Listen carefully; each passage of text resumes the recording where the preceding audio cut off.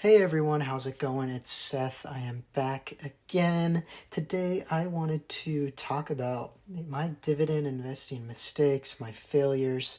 Even though I am still new to dividend investing, I've only been doing it for about 3 years now. I have still made some terrible mistakes. And I guess that's something I want to share with you guys. So maybe you don't make the same mistakes in the future like I did, or maybe it can just be entertaining hearing about other people's failures, and maybe it makes you feel a little bit better.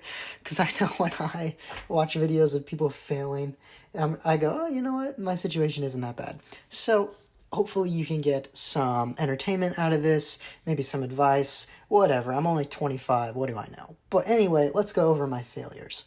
First and foremost, number one, it's pretty simple. Just don't sell out of all your positions. That's what I did right here. On July 6th, you can see this sell-off started happening. Boom, got a girlfriend. Boom, my catalytic converter went out on my car. Bought a new guitar, got new guitar gear, and then I was like, you know what? I'm only at $4,000. It took me a whole year to get $14,000, and I was so defeated, and I only had $4,000. I just said, screw it, and I sold out of everything else. And yeah, it was a really dumb time in my life. I was, 22 when I did that? And I wasn't ready for, even though getting $14,000 in a year doesn't seem like a lot, for me, I was always in debt. I was like $20,000 in debt. So I got rid of all my debt and then started really hardcore investing. And I invested so much. I was only making $1,000 a month, right, at this time. And so I was able to save so much money, and I did a bunch of side hustles to save $14,000 in 1 year. So I was kind of too much too soon, and I think, I was in over my head, and then I sold out of everything, right? So I kind of went too quick, and I didn't really process what I was doing.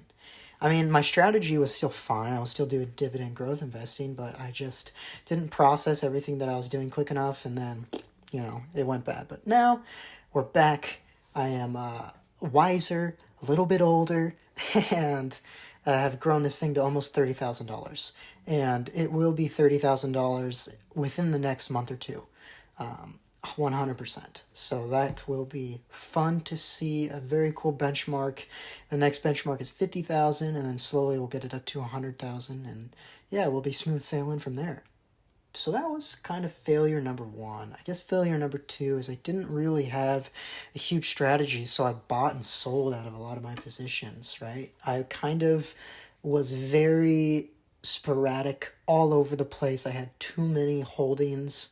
I think I had up to 50 holdings at one point because I didn't know what I wanted. And, for some people, 50 might be perfect. For others, it might be way too much. And for me at the time, it was too much. So I bought too many holdings. I didn't have my strategy down. So I think a big thing is, figuring out what you're going to do going forward, right? Like, hey, do I want to live off these dividends in 10 years, in 15 years, in 5 years, in 20 years? Maybe if you're living off dividends in 5 years, you want to invest in JEPI or JEPQ or XYLD or Main Street Capital or UTG, UTF, right? Some of these higher yielding holdings. Maybe that's the strategy you want to take. For me, I'm 25, I'm younger, I've got a very long time to build this portfolio, and my goal isn't really, I'm going to give this thing 10 years of hardcore investing, and we'll see where it takes me, but there's no reason for me to invest in JEPI or, QYLD or any of the YLDs right now, just because of my age, and I don't need to be taxed on the dividends. I'm in California, so I get taxed like crazy. But you can see now I'm very happy with these holdings that I have right now. Broadcom, Apple, Microsoft, Texas Instruments, Costco. These are my sleep well at night stocks. And that's what I'm comfortable with, Maybe at one point I will transfer into some higher yielding holdings like BTI, or like I was saying, ARCC, maybe some BDCs, maybe some MLPs I'll transfer into when I'm older.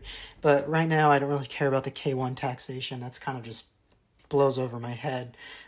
So anyway, back to mistake number 2 was I didn't have my strategy down. So maybe a good thing that you guys can do is really buckle down and figure out, what is my dividend strategy? What is my goal for the next 10, 15, 20 years, right? So I can tell you right now, my goal is to invest for at least 10 to 15 years. I mean, I'm only 25, so that puts me at 35, 40, right? And I am putting about $24,000 every year into this portfolio. This year it's more, right? This year I've been putting in more. I've been able to grow to 30,000 in 1 year. Or, I will be putting a couple thousand more in here. So by the time 1 year comes, it'll be at 30,000, which I didn't even think that was possible. So I'm really happy with that. So those are kind of 2 main mistakes that I made. I guess another mistake was I bought and I sold out of a lot of positions, and I wish I didn't do that for tax purposes, right? I kind of got crazy. I was buying, I was selling, I was buying. I was a little day trader. I wasn't day trading, but it was fun to, I'm gonna buy this stock. Okay, now we're gonna sell it. But I was so young and naive and dumb and ignorant. I just wasn't thinking about the consequences. But I'm sure there's gonna be a lot more consequences that come up along the way. But right now, this is kind of where I'm at, and I wanted to share it with you guys. So I want to show you maybe my portfolio a little bit more in depth here. You can see my dividend growth percentage is 10.7% for the last 5 years, which is pretty good. You can see my income calendar right here this year. You can see SCHD isn't on here. I'm going to be getting paid by SCHD later this month, but it's not on this website for some reason. I don't know why it doesn't update SCHD.